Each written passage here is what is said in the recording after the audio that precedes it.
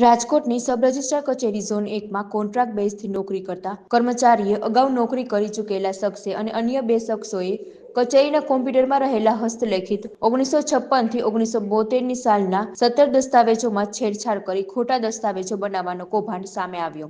Sub registrar કચેરીના મદદનીશ નોંધણી અધિકારી અજયકુમાર ચારેલે જણાવ્યું કે રાજકોટ જિલ્લાની 17માંથી 13 કચેરીમાં સીસીટીવી કેમેરા લગાવવામાં આવ્યા હોવાનું જાણવા મળ્યું।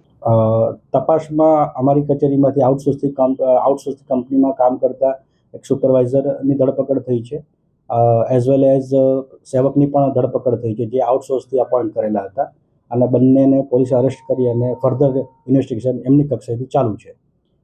આ ફ્યુચરમાં આ બધી વસ્તુમાં બીજા કોઈ ઇસ્યુઝ ન થાય એને ધ્યાનમાં રાખીને સીસીટીવી કેમેરા પણ ઇન્સ્ટોલ કરવામાં આવ્યા છે। રાજકોટ જિલ્લામાં ટોટલ 18 ઓફિસીસ છે, તે પૈકી 13 મોટી કચેરી એવી છે કે જ્યાં જૂનું રેકર્ડ્સ ને આ તે બધું હોય છે, તો ત્યાં 13 ઓફિસમાં 3 સીસીટીવી કેમેરાનું ઇન્સ્ટોલેશન થઈ ગયું છે અને એ લાઈવ પણ થઈ ગયા છે। એક સીસીટીવી કેમેરા સબ રજિસ્ટ્રાર કચેરીમાં ઇન્સ્ટોલ કરવામાં આવ્યો છે અને બાકીના જે વેઇટિંગ એરિયામાં છે એના સિવાયનો એક કેમેરો રેકર્ડ રૂમમાં પણ ઇન્સ્ટોલ કરવામાં આવ્યો છે।